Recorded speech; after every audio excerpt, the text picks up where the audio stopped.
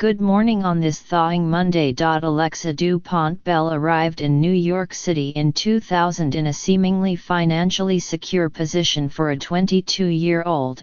She had a degree from Harvard and a position as an investment banker. But while she spent her days thinking about complex issues like fundraising and equity, her personal finances began to fray. She missed payments on her credit card, was threatened with collections, and was spending a lot on rent, college loans, and eating out. Where would I have learned personal finance? She said. Unless you get it from your family, there's no time where a teacher sits down and explains very basic financial principles, she said. After Ms. Bell got her own finances sorted out, she helped found Sensibility, a nonprofit that teaches financial literacy to thousands of high school students across New York City. We recently sat down with Ms. Bell as part of our series about the people and inspirations behind local philanthropies. As a recent college graduate in New York City, Ms. Bell learned that she wasn't the only one among her peers who struggled to manage her finances. She often spoke with a college friend, John Moore, whose investment banking roommates also had trouble sticking to a budget or paying off debt on time. They figured that if bankers were having problems with home finances, regular New Yorkers might be as well. In 2002, the two hashed out a basic curriculum and started teaching it to teenagers at community centers and workshops.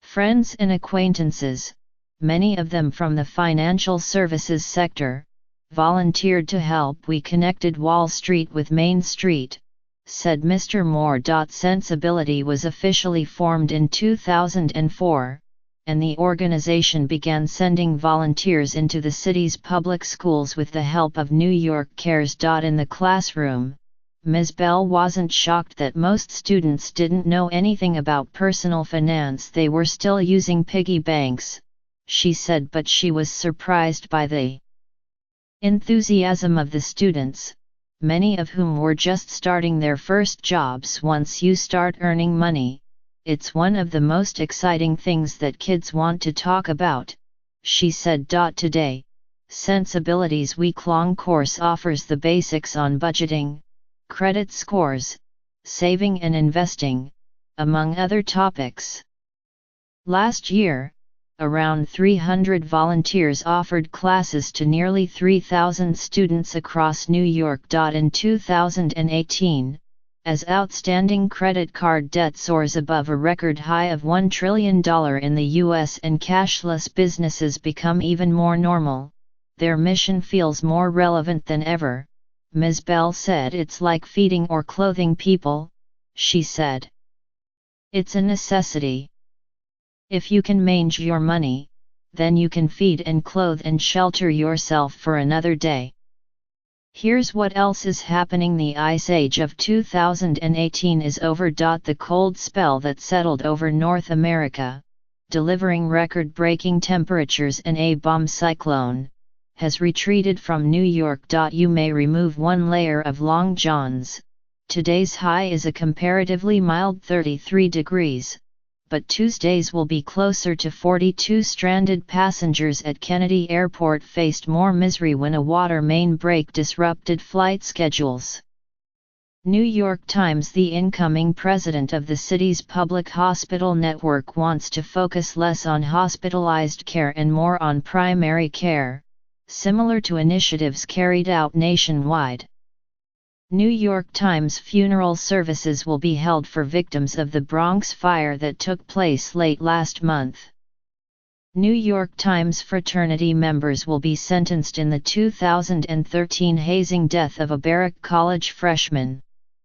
New York Times. As FEMA revises New York City's flood maps to account for climate change, deciding who is at risk will be a battle with millions of dollars at stake.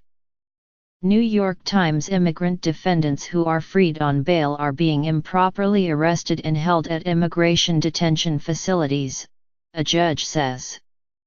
New York Times Senator Chuck Schumer urged the president to sign a bill aimed at stopping the flow of fentanyl into JFK using high-tech detection machines. New York Post: the frequent disappearances of a Bronx woman's daughter put a strain on her family's finances and the amount of time she has for her other children. Now she has a vision of a better future. New York Times Today's Metropolitan Diary: Genius of Shoes. For a global look at what's happening, see your morning briefing and exhibition on the prehistory of Staten Island, occupied sites, at the Conference House Park Visitor Center in Staten Island. 10 a.m. to 4 p.m. Free an evening of classical music performed by Juilliard students, part of Chammerfest at the Juilliard School on the Upper West Side. 4:30 p.m. Free explore the history of the Public Theater through an evening of readings, speeches, and footage of its founder, Joseph Papp, at the New York Public Library for the Performing Arts on the Upper West Side. 6 p.m. Free, reservation required, sketch live models while listening to music at Flushing Town Hall in Queens. 7 p.m. $16 Nets host Raptors, 7:30 p.m. Yes.